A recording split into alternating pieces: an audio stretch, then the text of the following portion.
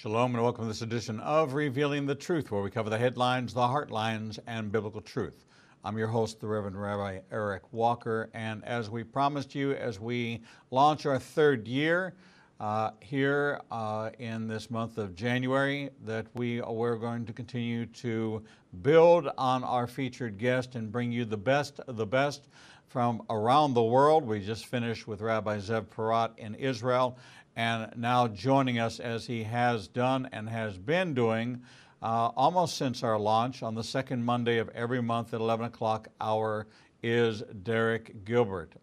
He is the author of a number of incredible books, including The Last Clash of the Titans, The Day the Earth Stood Still. He co-authored Unmasking the Old Gods Behind UFOs, ETs, The Official Disclosure Movement, The Great Inception, Satan's Psyops for Eden to Armageddon, and he hosts Skywatch TV, a Christian television program that airs on several national networks, the long-running interview podcast, A View from the Bunker, and co-hosts Sci Friday, a weekly television program that analyzes science news with his wife, author, and analyst Sharon Gilbert.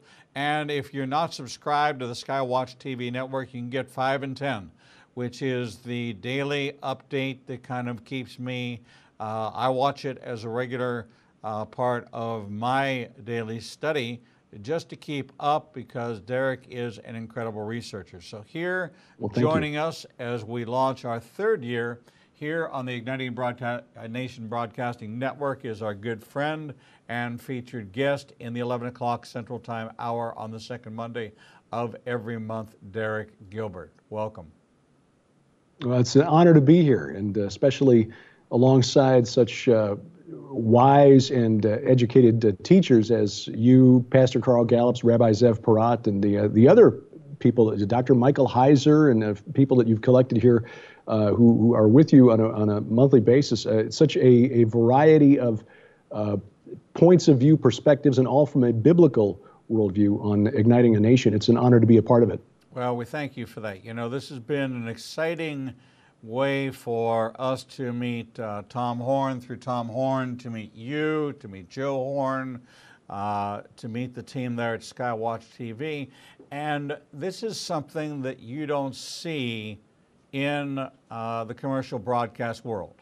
You do not see Fox News having a featured guest from some other network, but yet here we are, two networks that operate in a similar sphere, those that are looking for biblical truth and they're looking to expand their horizons. We have the same friends, but yet here you are as a contributing featured guest to our program, and this is a partnership of ministries where we want to break through the barriers. We think that the kingdom is one kingdom, that there is to be unity among the body, and you are, in my mind, one of the all-time greatest biblical researchers and one of the people who goes to the links. I think of yourself, Joel Richardson, some of the other folks that I know that are very, very keen on researching to the nth degree before they even publish or speak about a particular topic. And it's not that you have a team of researchers, you actually are the researcher.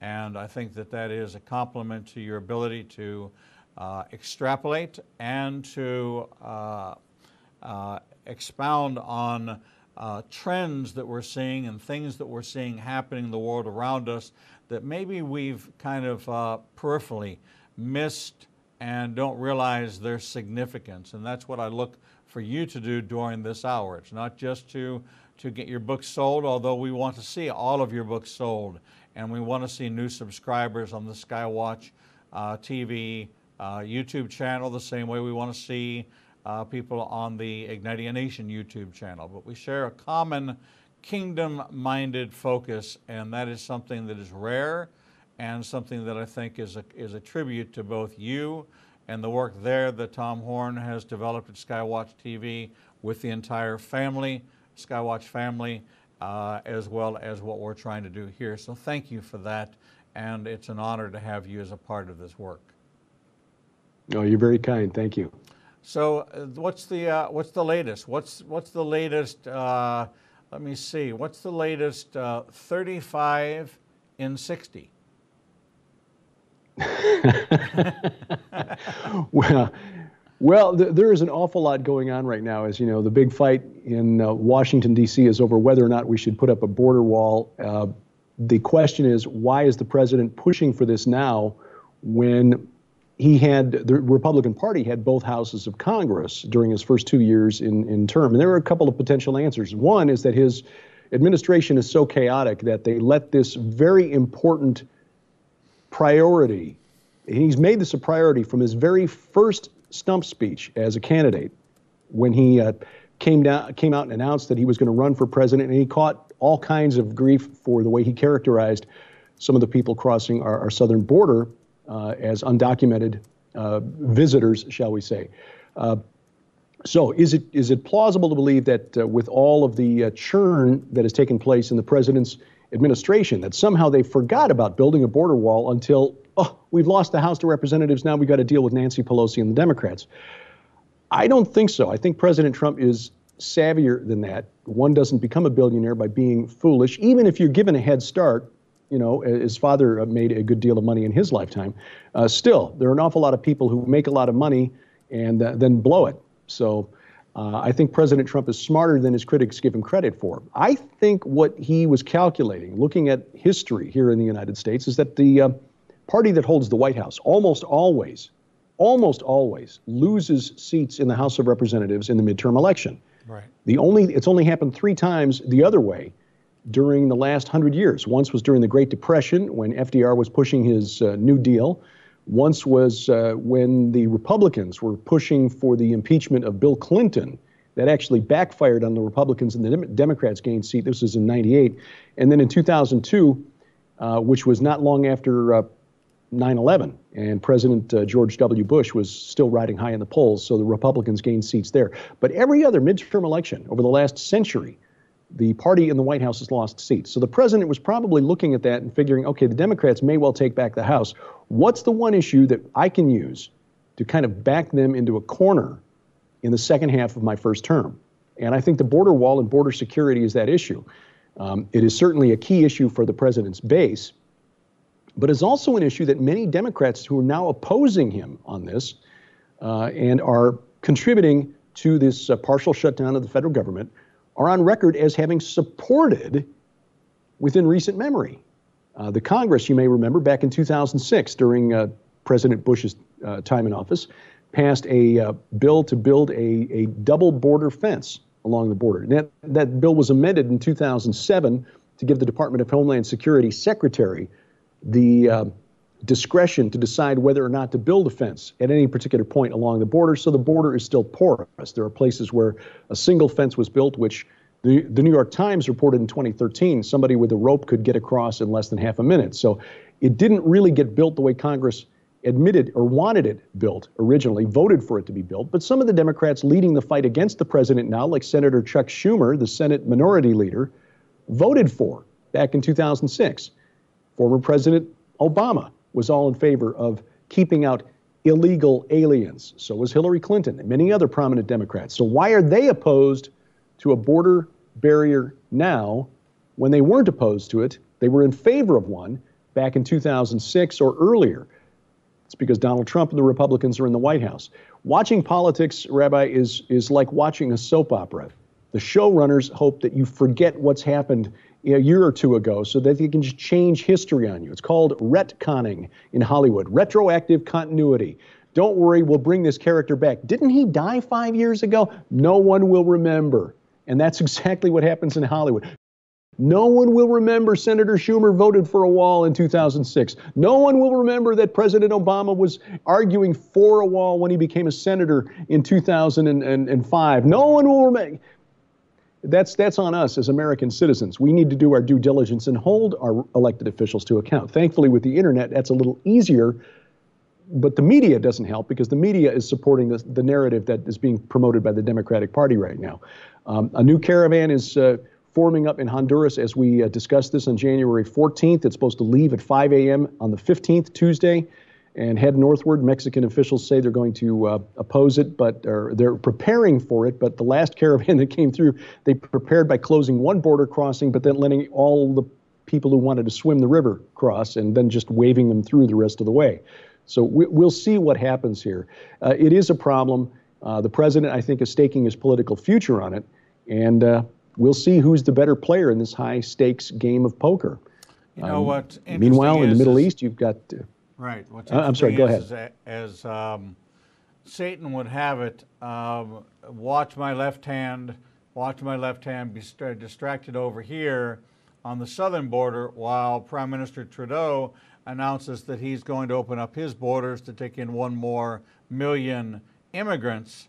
Now, what's interesting about Canada is they have a unique status called landed immigrant status, that if you were ever a citizen of a country that was under the crown, you have the right to come into Canada. Of course, that includes Pakistan. And when we see the migration through jihad, through migration and immigration, and then we see that our northern border is a very lax and loose border, that if you were to bring 1 million more immigrants into what they might call refugees coming from Islamic countries into Canada, that they would then ultimately have access to come through our northern border. And while we're focusing on the southern border, nobody's paying any attention to what's going on in the north, which is a pipeline of anyone who is under the crown has this right to go Pakistan, London, Toronto, and make their way and disappear into the Canadian system because of their landed immigrant status. And so this is something that's been very lax, and this is a battle between Trudeau and Trump in who's going to tell Canada what to do. And, you know, the analysis really is that if we wanted Canada, we could take it any time we wanted. Apparently, we don't want it. Well, we made some efforts in that regard just after the Civil War in the 1860s. There was some talk about taking Canada then. I've got an ancestor who actually fought on the Canadian border back in the War of 1812. But I think we're better off with peaceful relations with our neighbors. But I think the Western world needs to wake up and realize that there is a big part of the world that does take its religion seriously and sees no distinction between church and state. In fact, the health of the state is a reflection of how accurately or how well they are following the teachings of their church. And of course, I'm speaking of Islam. I've been doing some reading. I'm certainly not expert, but I've been reading the works of experts who have studied Islamic history and Islamic eschatology to just understand what it is that drives groups like the Islamic State, now Al-Qaeda and so forth. And it's not that they're outliers when you look at 1,400 years of Islamic history. Groups like that are actually practicing a purer form of Islam, something closer to what the original, the founders and the original group of companions of Muhammad practiced back in the mid-7th century. So for us in the West, and it's been this way for a couple hundred years now, we in the West just don't get it. We don't understand why anybody would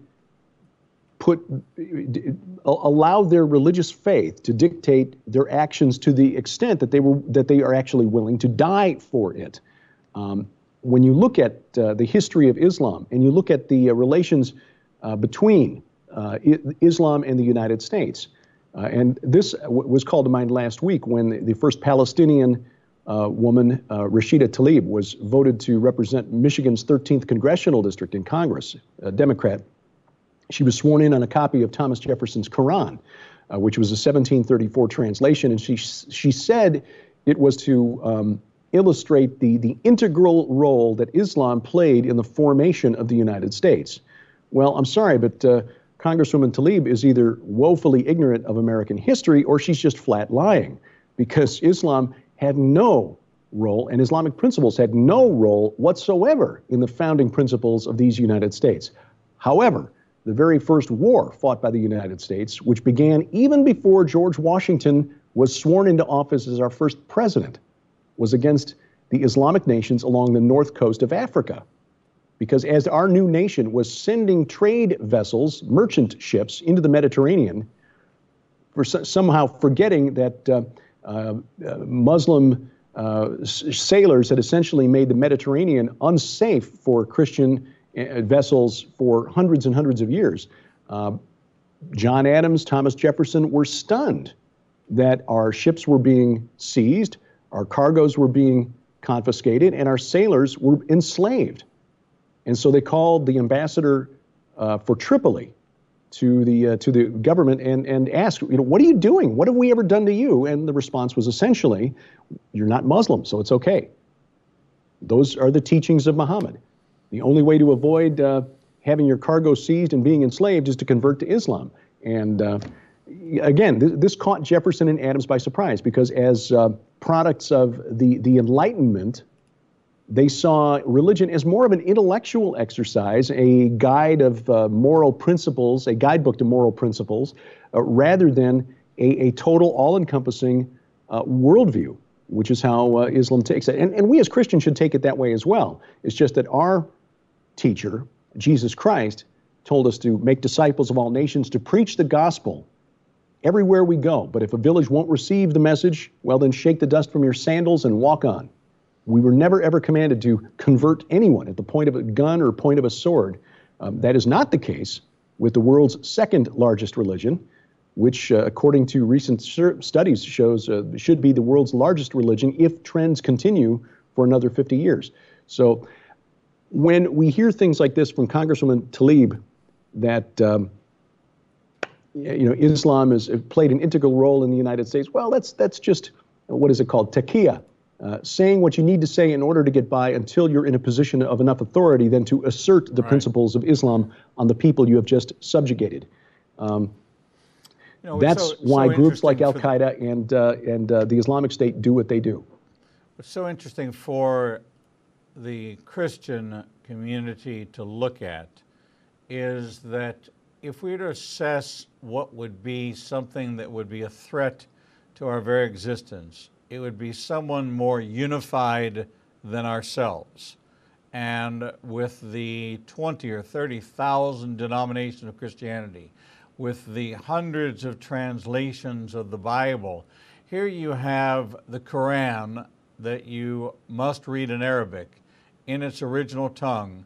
You have a group of 1.6 billion people who pray 5 times a day, the same prayers in unity. And regardless of whether or not you're Sunni or you're Shiite, you only have the same one Quran. The other parts of it is who's going to run the caliphate.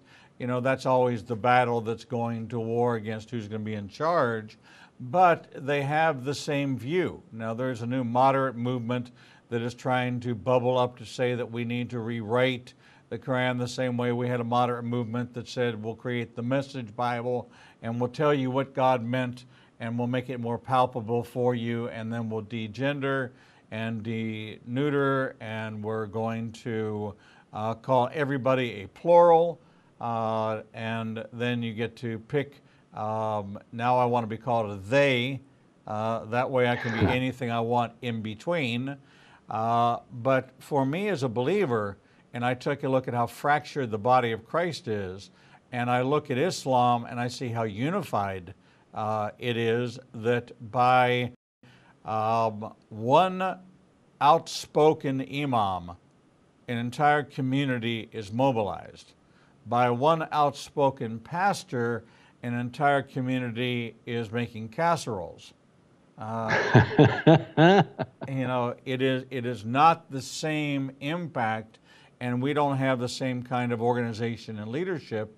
And the other part of it is that we don't go into the mosques and listen to what the imams are preaching. So you don't turn on your Sunday morning television and find an imam there where Charles Stanley is, or where Greg Laurie is. You don't find Shalik Ben Hassouk as the Imam of Los Angeles sharing his message. It's very private, no cameras, no recording. He can be in there talking the same way we've just intercepted the Imam out of Tehran, who said, as the book says, that the Jews were converted to apes and to I forget what the other one. I've had so many things that I've been told I've been changed into. I'm having an identity crisis as to whether or not I'm an ape or a pig, or I'm just a plain old human being. Well, whatever you want to identify as is okay these days. It's so okay. It doesn't. Yeah, it's okay. Exactly. But yet this is being preached from the pulpit over their television broadcasts in Arabic with an accurate Arabic translation. And this is still the mobilized message of the Quran, is that there are infidels and there is an advancement. And because we haven't felt it here in the West, doesn't mean that we can't step into the shoes of the Sudanese or the Malaysians or the Indonesians or those of the 55 contiguous nations that surround Israel, which are all 80% or more Muslim, and take a look at what's happening in those countries, because it's eventually going to make its way here. And when you have Canada participating the way Canada's participating, it's going to introduce it into here through our northern border. Yeah. This is this is research I've been doing. It's for a forthcoming book that'll be out later this year.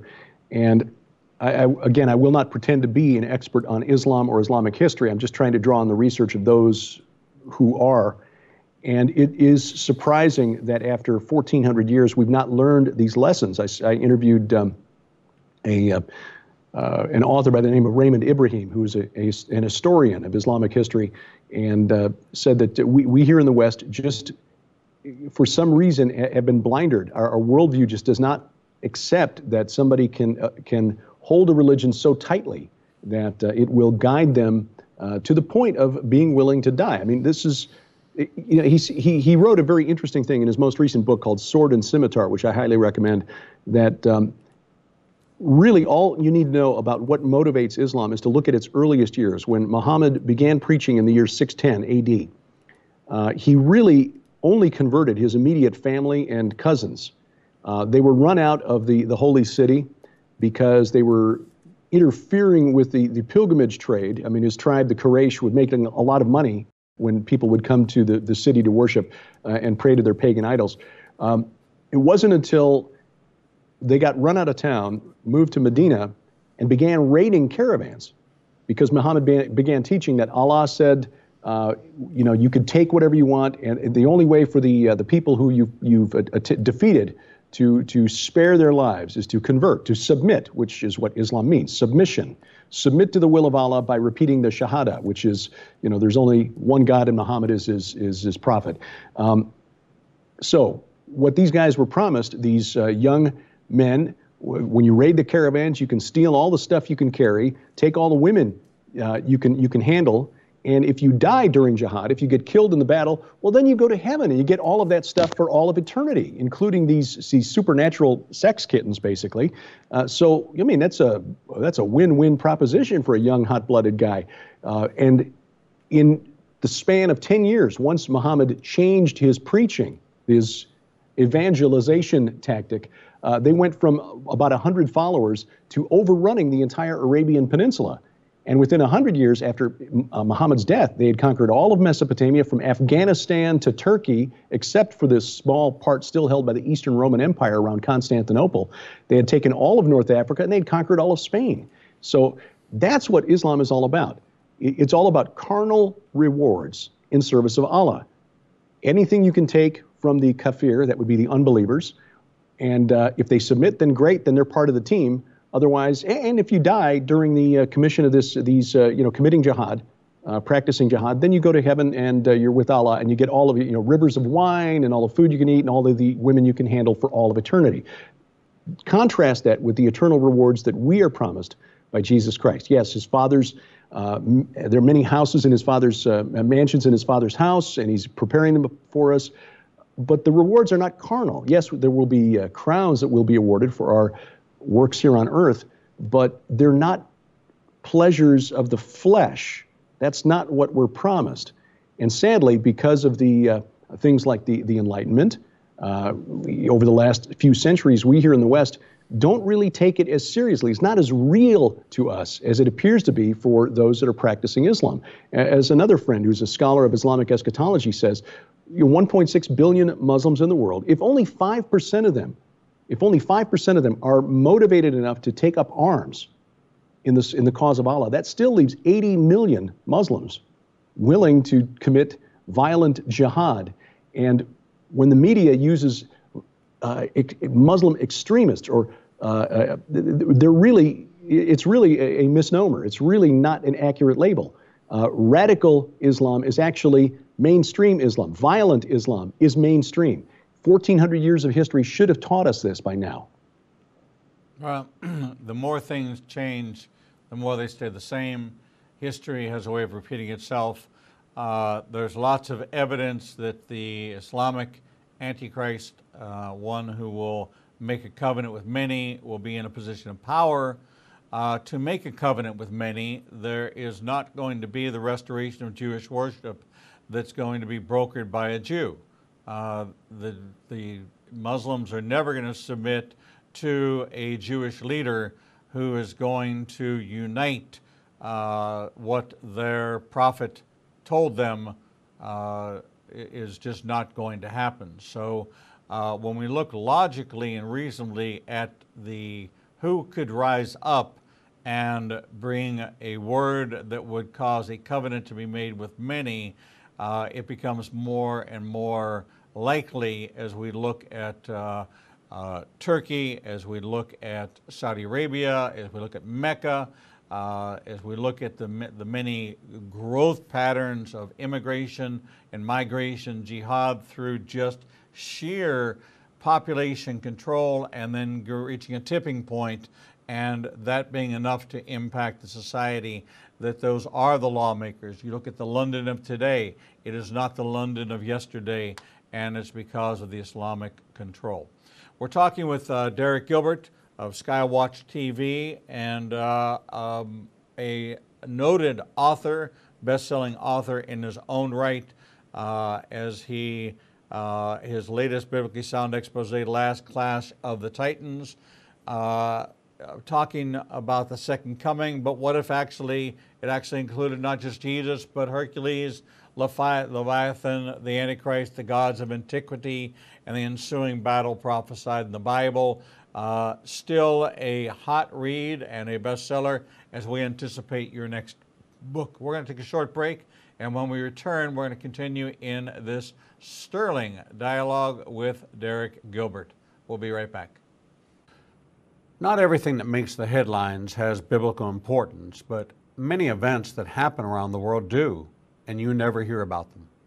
Igniting a Nation is pleased to teach Revealing Prophecy every Tuesday night at 7 p.m. at the Marriott 280 in Birmingham. We will cover worldwide events and insider information that will connect the dots of what's happening around the world with biblical prophecy. If you happen to miss a class, we'll televise each week's class at 10 o'clock Central Time on ignitinganation.com and all our social media outlets. Copies of the teachings will also be available to purchase on our website at www.ignitinganation.com.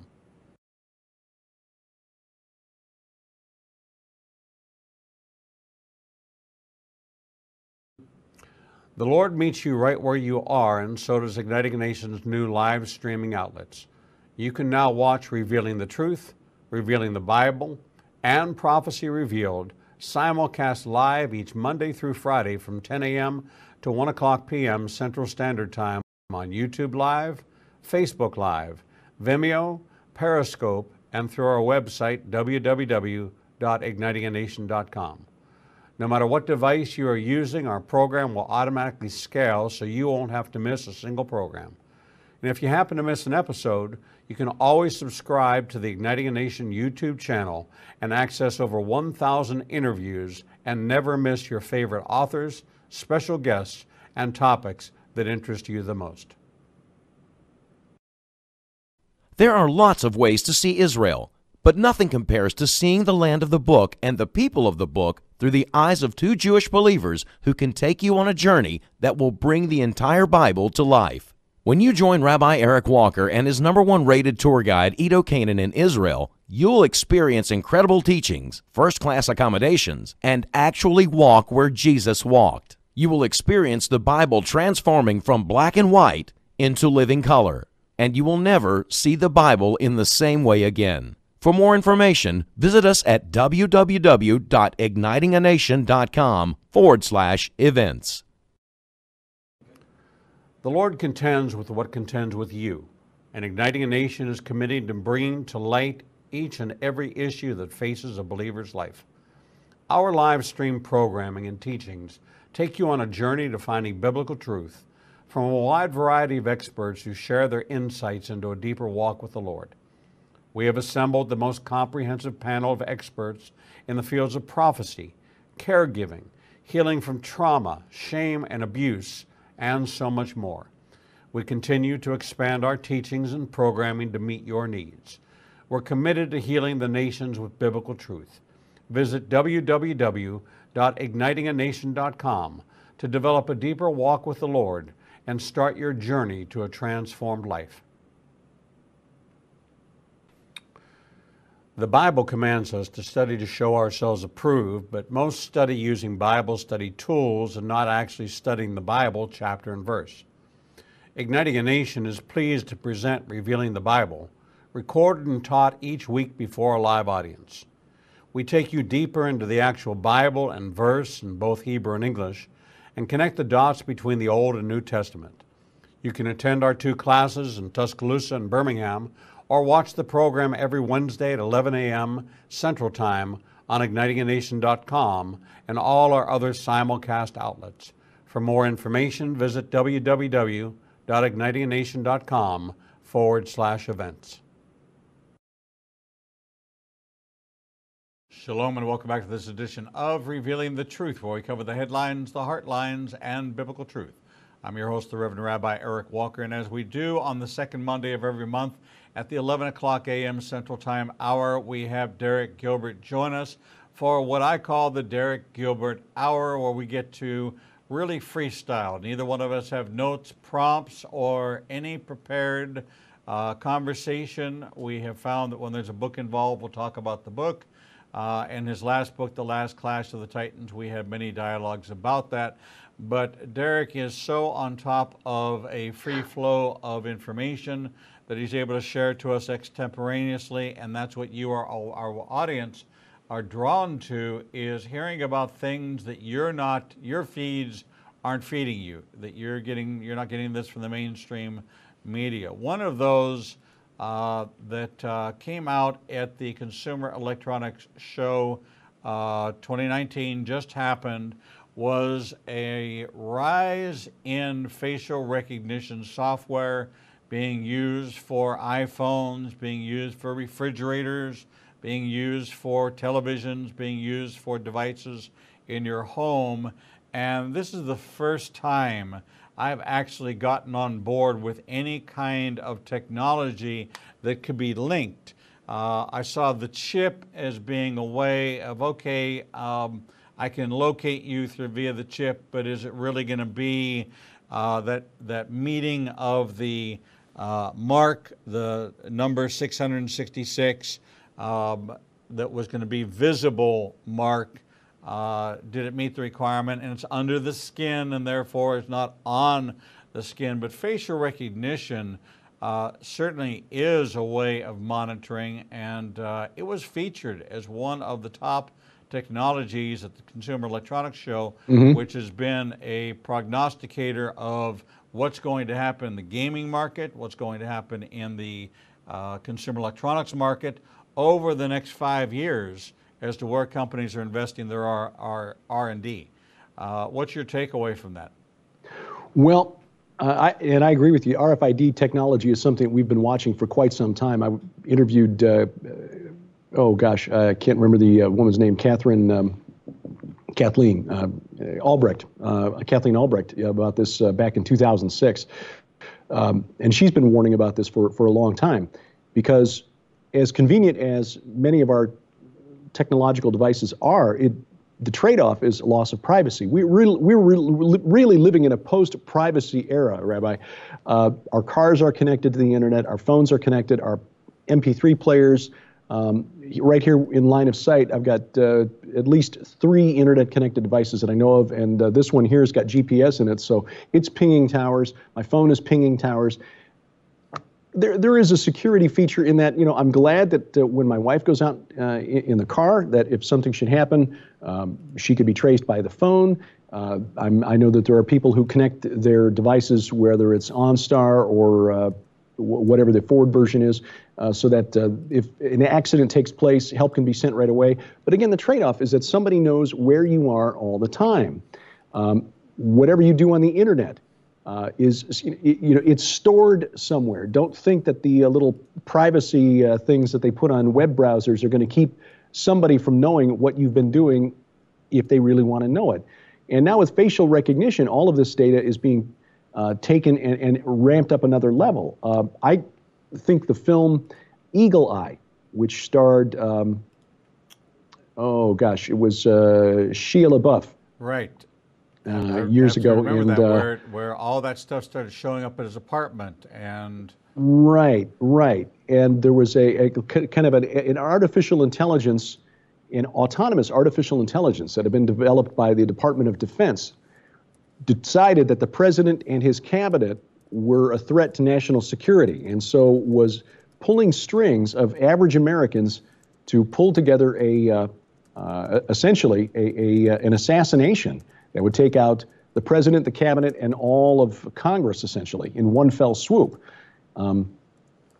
That's the technology that we're moving toward. I don't know that we'll ever get there. I think there are a lot of problems with developing an artificial intelligence. When you talk to researchers like Dr. Hugo de Garis and others in the field who have been working with neural networks, trying to create an autonomous AI, they admit that they really don't know what's going on inside these black boxes that they call neural networks. They put data in, it gets output. If the output isn't what they want, they tweak things a little bit, but they don't really know why these computer brains are doing what they do. It's almost like the human brain. As much as biologists and physicians would like to think they know what goes on in here, they really don't know what goes on in here or how it happens.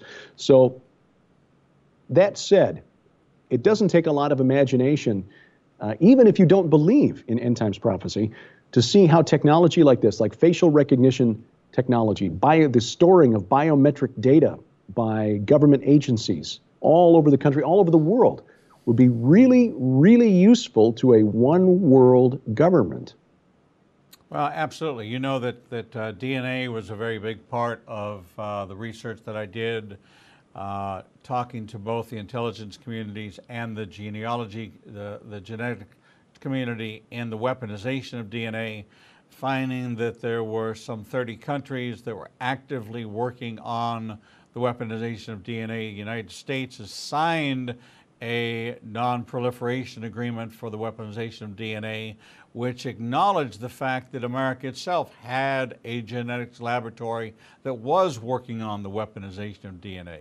SARS, H1N1, AIDS, and Ebola are all believed to have been derivatives of a DNA initiative for population control of particular groups. And we know that when the fall of the former Soviet Union took place, the 200 of the top geneticists relocated to Tehran to join the Tehran Institute of Genetics. Why did they do that, and what are they after? Of course, the plot line of the codist is they are assembling your DNA, looking for a particular group, a particular strain, a particular anomaly, that if you have a particular antigen or you have something in your DNA that is universal, like sickle cell anemia, Tay-Sachs, Epstein-Barr, looking at various people groups that if you were to introduce an airborne or waterborne virus that only attacked those with the genetic disposition, and you would have random people dying, but it would not be significant enough numbers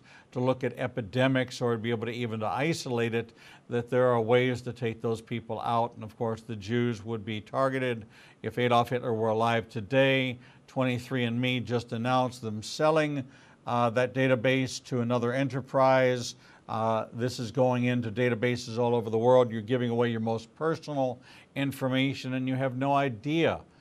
Right. It's like Miranda, that anything you give, anything you post, can and will be used against you. Mm-hmm. And well, there was a case in California last year where a gentleman was arrested and charged with rapes that had taken place decades ago because his DNA was a close match to somebody who had volunteered their DNA to one of those genetic testing services. So law enforcement went to this company, searched through the database, came up with a close match, found, oh, you've got a cousin, I believe it was, who was a former police officer back in the years during when these crimes were committed, and based on that, reopened a cold case and wound up arresting this fellow. He didn't even give up his DNA. It was somebody related to him that gave up the DNA, and that's how law enforcement caught this. Now, I'm glad the crime was caught, but just think about that. Think about how somebody you're related to with a close DNA match might get you into trouble for something because of a near match on DNA that you did not willingly submit. I mean, you get into some really interesting civil rights and constitutional issues with stuff like this. Well, if you're going to have an Antichrist, if he is going to have those that are going to take a mark, and he has an organization, and Islam is organized. The imams, the mullahs, all are connected. It's not a ragtag army. It is not a disorganized. As a matter of fact, we had a gang member on the program, a former gang member, who was famous Daryl of an El Salvadorian gang that got arrested and was incarcerated, was a murderer, and who has come to faith. And he came to faith because he saw Jesus on the wall of his solitary confinement cell playing out the crucifixion and speaking to this gang leader, this most violent gang leader, who was doing 12 years, 8 months for a murder he confessed to, took a plea agreement, but figured if they're going to convict me on this, they're not going to look at the 35 or 40 other murders that I've committed, so I'm better off doing this. And Jesus goes to the cross, speaking to him by name, and then says, I'm going to breathe my last, and this is going to be your salvation. And he actually hears the breath leave from Jesus' mouth, and he knows that Jesus has died for his sins. We know that God is at work, and that God is organized, God is meeting people where they are, but there are growing people who are falling away. There is a great falling away. There's a great apostasy. You've got this now advancement of the Ten Commandments have no place in Scripture. I actually did a series on the Ten Commandments as they appear, and Jesus made them completely clear. The first commandment, you shall have no other gods before me. Jesus said, if you love your mother and father more than you love me, then you have no part in me. That's the first commandment. Whether or not it's carved in stone, or the way Moses is, or the way Jesus explains it, they're one and the same. There shall be no other gods before me. And so you go all the way through, and I did a complete analysis, but yet you have this one very powerful voice that's coming up that is now saying, unhitch from the Old Testament, the Ten Commandments has no place in the Christian society. This is that gospel that Paul wrote to Timothy about, that said you're going to hear about a Jesus that's not the same Jesus. You're going to hear about a gospel, it's not the same gospel. You're going to hear about a Holy Spirit, it's not the same Holy Spirit. These people have nothing to do with, but yet they seem to take what Marcion taught, and now they're introducing it back, and lots of people are taking up that position, which means another schism within the body of Christ. Well, coming back to Islamic history, that's something that weakened the response of the West, Christendom, if you will, during the years of Islamic expansion.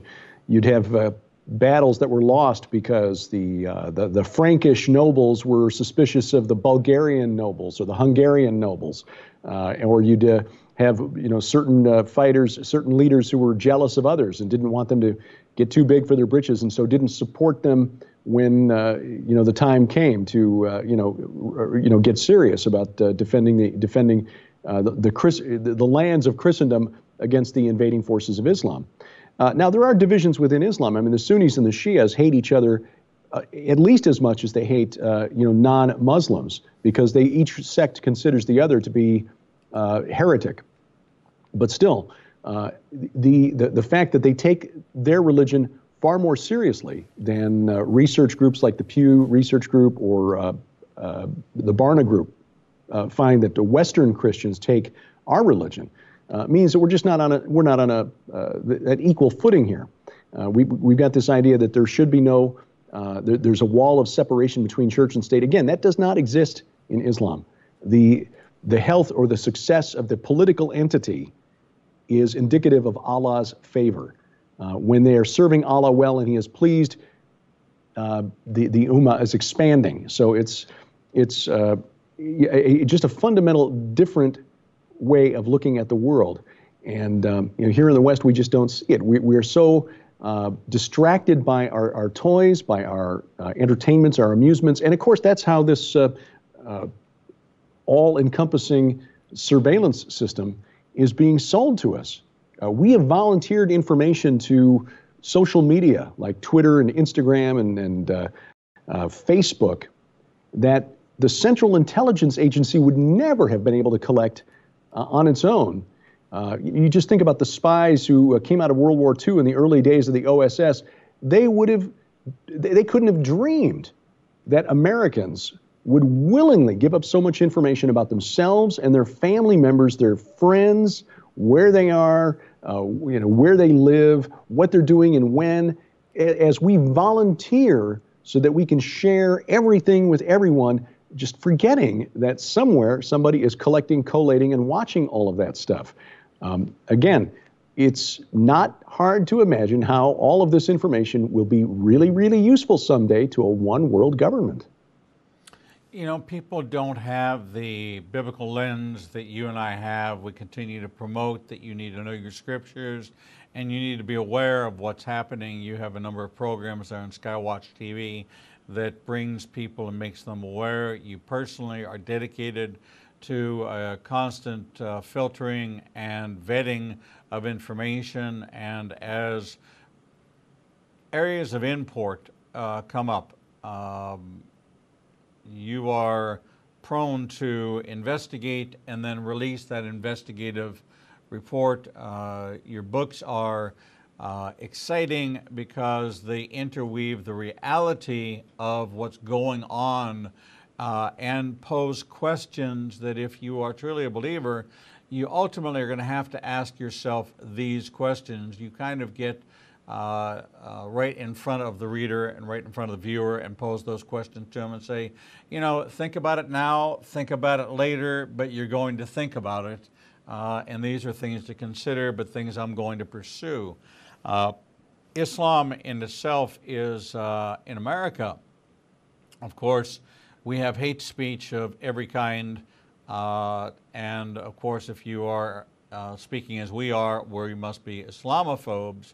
But what's unique and interesting about America today is the only hate speech which is not condemned is anti-Semitism. And you don't see any outcry when a swastika is painted on a Jewish cemetery, or there is an attack against a synagogue, or in my hometown, where Tree of Life Synagogue, 5 blocks away from where I was born, where I walked to school, that I walked past the synagogue where 11 people were murdered, it's a byword. It is not something and it rocked the community. It rocked every family. It rocked my family. but it's just passé. It's just not important. You can just don't pick on the gays, don't pick on the lesbians, don't pick on the transgenders, don't pick on the Muslims, don't pick on the Me Too's, and don't pick on these. But it's okay for there to be anti-Semitism, and that is a message that the Bible is pretty clear about. From Genesis 12:3, I'll bless those that bless thee and curse those that curse thee, all the way up to Jesus' admonition that said, whatever you do to the least of my brothers, you do to me. This is a message we've lost in this Romans 11 message of Paul talking about the engrafting. There should be an outcry, because anti-Jewish is anti-Jesus. Anti-Israel is anti-Jesus.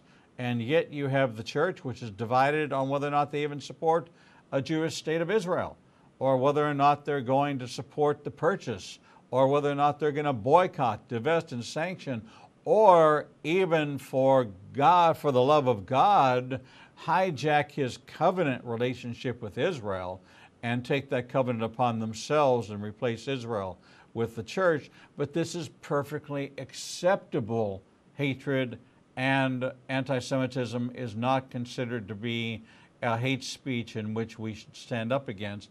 And there's no rushing to the defense of Jesus, the Jewish Messiah. Yeah, it is, and it's really bizarre. And people, I hope, who watch your program are intelligent enough to see through the logical disconnect here.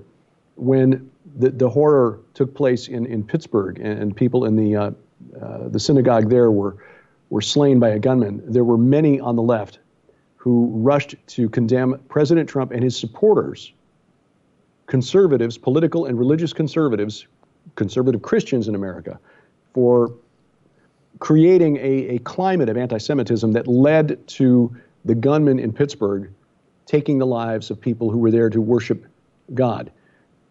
And yet, it is the political left in America that is really promoting this anti-Semitic worldview. We look at the news that's come out over the last couple of months about the Women's March, which is the group that organized and brought women to Washington, D.C. to protest on the day of President Trump's inauguration. It has come out that the leadership inside Women's March, which includes Linda Sarsour, who is a known associate of those who are connected to radical, or rather, I should say, violent Islamic movements in the Middle East, Linda Sarsour, who promotes Sharia law in the United States. And forgive me, but I fail to see how a woman can claim to be feminist and support Sharia law at the same time. That doesn't make any sense. But they support Louis Farrakhan, who is a known and rabid anti-Semite. And there's another story that just came out last week. A gay, progressive Jewish man who served as an intern in the Obama White House moved to San Francisco after the end of Obama's term and opened a coffee shop in the Mission District in San Francisco. Okay? He is a Democrat, he is progressive, he is gay, he served in the Obama White House, and yet, last weekend, a crowd of protesters gathered outside his coffee shop to condemn him for being a Zionist because he supports the right of Israel to exist and to defend itself. It doesn't make any sense. It's not conservative Christians who are promoting anti-Semitism in the United States. No. It's the left. And it just makes me wonder how long it will take for the majority of Jewish voters in the United States who consistently vote Democrat will begin to realize that they're voting against their own self-interest. Well, it's been a discussion between myself and my 92-year-old mother for years, and it continues to puzzle me as to how they can support both a godless abortion agenda and a godless LGBT agenda. We've been talking with Derek Gilbert, who's our featured guest here on the second Monday of every month at the 11 o'clock Central Time hour, and prolific author, researcher. You need to follow him and Skywatch TV and get his daily 5 and 10 report, which is Probably the most comprehensive, concise reporting you're going to find anywhere on the web. Go visit their Skywatch TV on YouTube and subscribe while you're at the same time subscribing to the Igniting a Nation channel. Derek, thank you for being with us, for being a part of our history.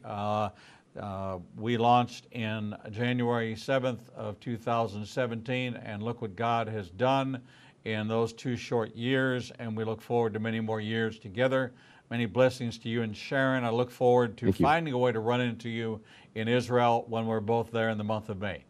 Yeah, we should point out that both of your other guests on today's broadcast, Zev Porat and Carl Gallups, will be with us there as well. So people can find information at skywatchtv.com. And thank you. It's an honor to be a part of this, be a part of your network. Thank you so much. God bless you. We're going to take a short break, and when we return, we'll bring you the next edition of Revealing the Truth.